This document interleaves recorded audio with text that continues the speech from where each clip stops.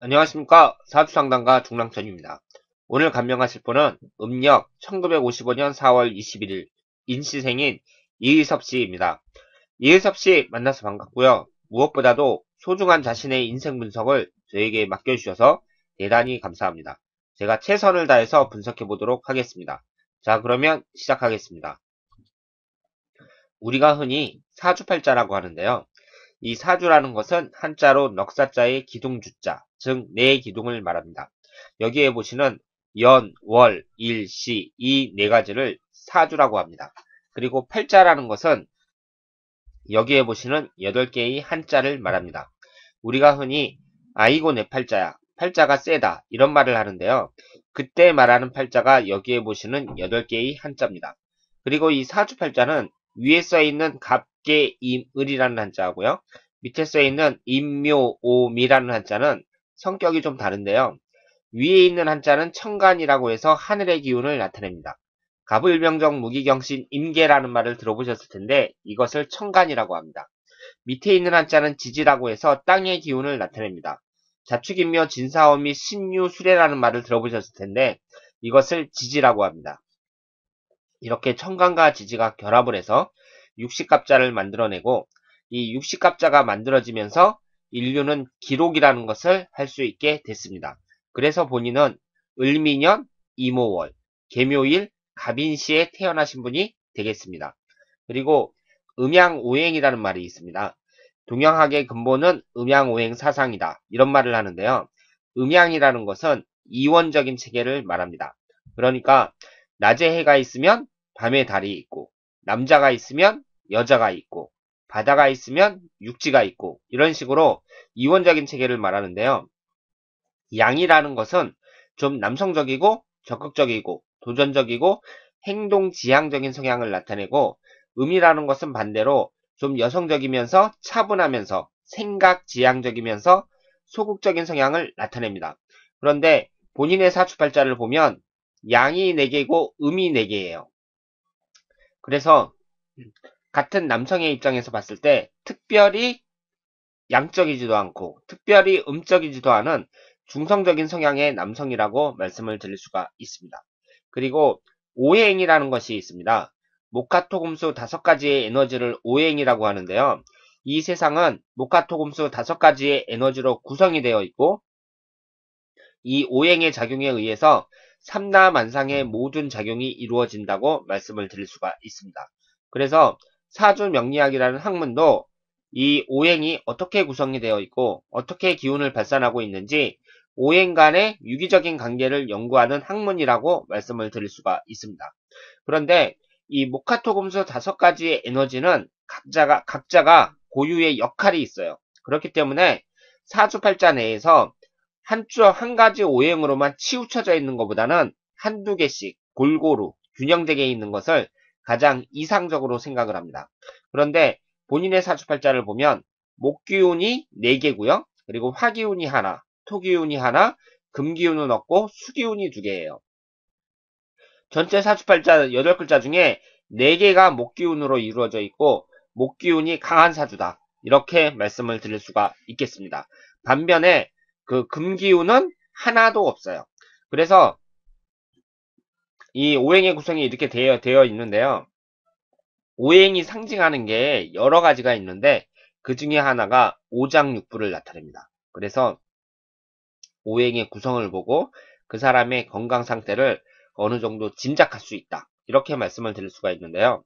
지금 이 오행의 구성이 이렇게 되어 있는데 이게 너무 많아도 문제고 없어도 문제예요. 그러니까 목기운처럼 목기운은 4개잖아요. 2개를 넘어서 3개부터는 많다고 보거든요. 그러니까 목기운처럼 많아도 문제고 지금 금기운은 하나도 없단 말이에요. 금기운처럼 없어도 문제예요.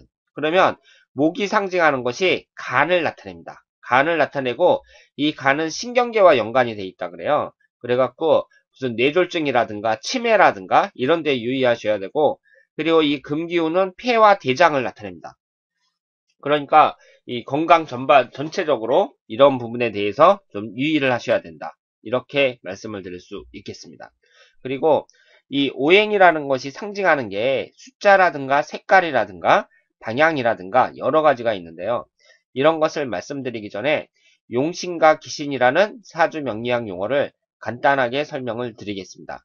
용신이라는 것은 나에게 들어오면 좋은 에너지를 말해요. 그리고 기신이라는 것은 나에게 들어오면 나쁜 에너지를 말합니다. 그러니까 그 용신은 나에게 꼭 필요한 에너지, 나를 살리는 에너지, 이렇게 말씀을 드릴 수가 있는데요. 지금 이 사주에서 보시는 것처럼 이 용신이라는 것은 쓸 용자를 쓰거든요. 그러면 지금 금기운이 하나도 없단 말이에요. 본인의 사주에서. 그럼 없는 금기운을 밖에서 가져다가 쓴다 그래서 쓸 용자를 써서 용신이라고 합니다. 그리고 기신이라는 것은요. 지금 본인의 사주에서 목기운 같은 경우는 4개나 되거든요. 그러니까 이 4개나 되는 목기운이 너무 많으니까 이 목기운을 밖으로 좀 내보내려고 문을 딱 열었어요. 그런데 문을 열어보니까 밖으로 내보내기는커녕 밖에서 또 목기운이 들어오려 그래요. 그러면 야 니네 목기운 더 이상 들어오지 마 그러면서 목기운을 꺼릴 수밖에 없겠죠. 그래서 한자로 꺼릴 기자를 써서 기신이라고 합니다. 나에게 들어오면 나쁜 에너지 이것을 기신이라고 합니다. 그러면 본인의 사주에서 용신과 기신을 한번 찾아보도록 하겠습니다. 용신과 기신을 찾는 방법이요.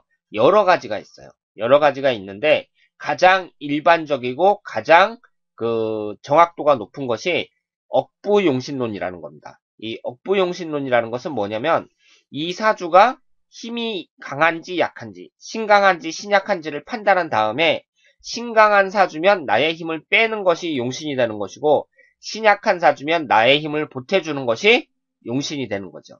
그러면 이 사주가 신강한지 신약한지 일단 판단을 해야 되는데 그 판단하는 기준은 일간을 기준으로 판단하는 거예요. 지금 일 밑에 아신이라고 적혀 있잖아요. 이 아신이라는 게 내 몸이란 뜻입니다. 그러니까 이 본인의 사주에서 일간은 이 개수를 나타내는데요. 이 개수가 본인을 나타내고 이 개수를 중심으로 해서 신강한지 신약한지를 판단하는 거죠. 그러면 이걸 판단하기 전에 우선 제가 말씀드릴 것이 강하다는 것이 약하다는 것보단 좋은 거니까 제가 신강하다, 신약하다, 사주의 힘이 강하다, 약하다 이런 표현을 썼는데 그럼 언뜻 듣기에 신강한 게 신약한 것보다 좋은 거구나 이렇게 생각을 할 수가 있어요. 그런데 사주의 좋고 나쁜가 신강하고 신약한 것은 전혀 상관이 없습니다. 오히려 이 사회적으로 성공한 사람들을 보면은요, 대체적으로 약간 신약한 사람들, 이런 사람들이 좀 많다고 볼 수가 있어요. 그리고 아주 신강하거나 아주 신약하거나, 그러니까 극신강, 극신약 사주가 있는데, 이런 것은 두 개 다 나쁘다고 볼 수가 있습니다. 그러면 지금 일간이 개수란 말이에요. 그럼 이 개수를 도와주는 오행이 금생수하면서 금기운하고 같은 수기운이라고 할 수가 있어요. 그런데 이 사주를 봤을 때에는요, 나를 도와주는 오행이 옆에 있는 임수 하나밖에 없습니다. 하나밖에 없고, 나머지 6개의 오행은 전부 나의 힘을 빼는 오행만 있어요. 그러니까 이 사주는 신약하다, 매우 신약하다, 이렇게 말씀을 드릴 수가 있고, 신약하니까 나의 힘을 보태주는 게 용신이 될 수밖에 없죠. 그래서 이 사주는 금생수하면서 나를 금기운이 도와주니까 금기운하고 수기운이 용신에 해당이 됩니다. 그리고 기신운은 내 힘을 빼는 거니까 이 목기운이 지금 4개나 되는 바람에 이게 신약해졌거든요. 그래서 목기운이 가장 나쁜 기신운이다. 이렇게 말씀을 드릴 수가 있고요. 그리고 이 화기운도 수국화하면서 내 힘을 빼니까 화기운도 안 좋은 운이다. 이렇게 말씀을 드릴 수가 있겠습니다.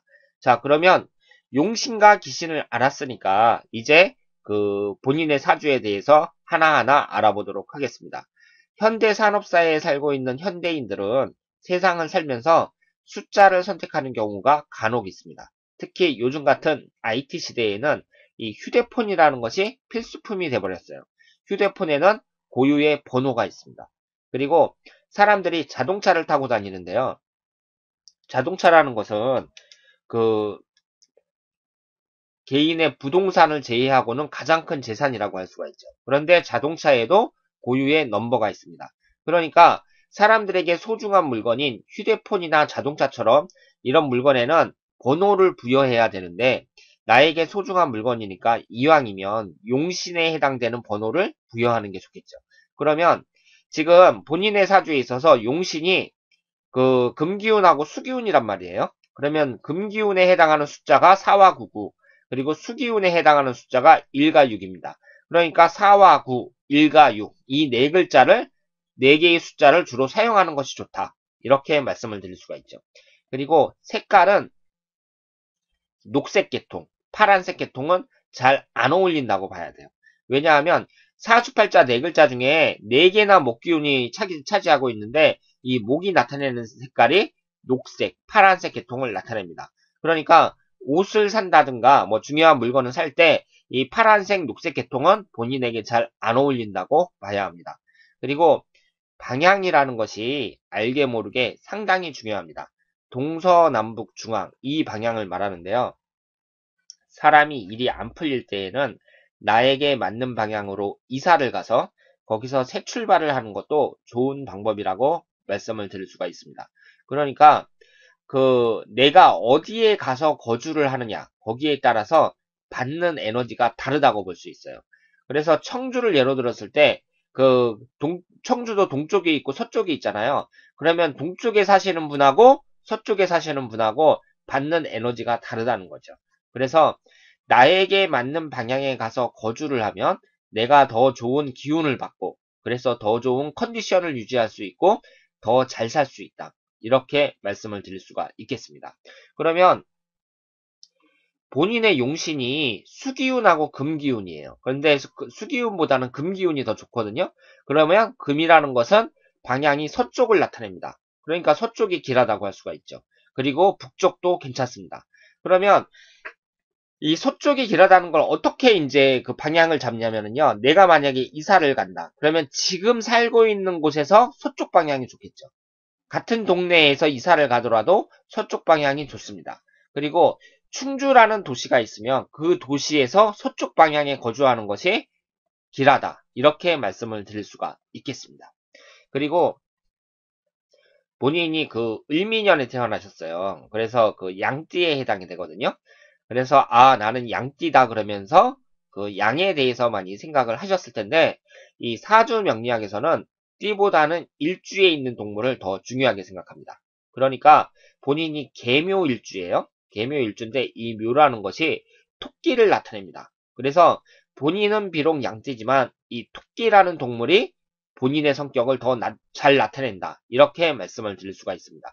그리고 이 연이라는 것은 조상을 나타내고요. 월이 부모를 나타내요. 그리고 일이 나 자신을 나타내고 시가 자식을 나타냅니다. 그렇기 때문에 사주팔자 8글자가 모두 본인의 사주팔자인 것은 틀림없지만 그 중에서도 일주에 해당되는 두 글자, 이 계묘라는 두 글자가 본인을 나타내는 대표 한자다. 이렇게 말씀을 드릴 수 있겠습니다. 그래서 이 60갑자가 있으니까 일주도 총 60개가 있거든요. 그런데 이 일주마다 성격을 나타내기도 해요. 그래서 갑자일주는 어떤 성격을 갖고 있고 계묘일주는 어떤 성격을 갖고 있다. 이렇게 명리학책에 써 있는데요. 이 계묘일주의 특징을 보면은 일단은 이 계묘라는 것이 그대로 표현을 하자면 검정색 토끼라고 말씀을 드릴 수 있습니다. 토끼 중에서도 검은색 토끼가 있죠. 이 개수라는 게 색깔로 검정색을 나타내고 묘라는 것이 토끼를 나타내기 때문에 검정색 토끼라고 할 수가 있고요. 이 계묘일주를 보면 그 특징이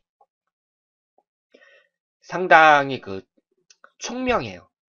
머리가 상당히 좋습니다. 특히 본인처럼 이렇게 그 간목하고 을목을 사주에 같이 갖고 있는 경우에 그러니까 계묘일주인데 간목하고 을목을 같이 갖고 있는 경우에는 그 여러 분야에서 천재적인 능력을 발휘하는 경우가 많이 있습니다.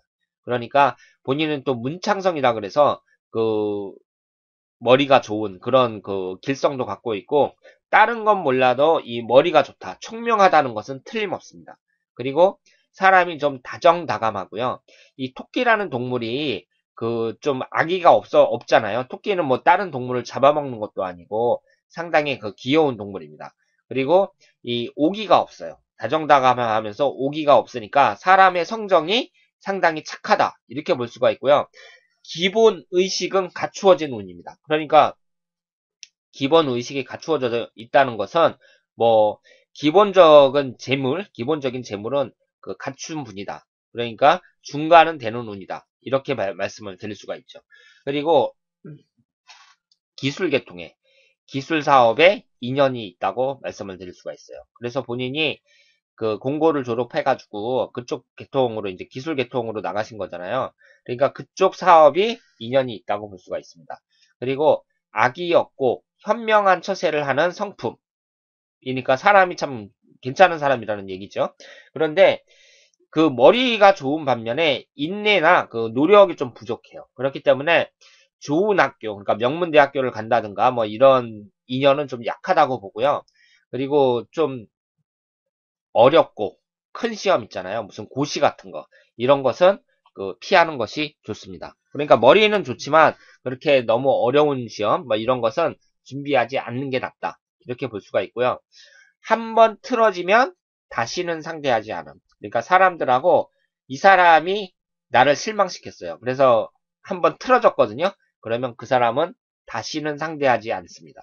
그런 그 성향이 있다. 이렇게 말씀을 드릴 수가 있어요. 그런데 이 계묘일주가 한 가지 큰 장점이 있습니다. 어떤 장점이 있냐면요. 이 토끼라는 동물이 앞발이 짧고 뒷발이 길어요. 그렇죠. 그래서 이렇게 뛰어오르는데 능한 동물이에요.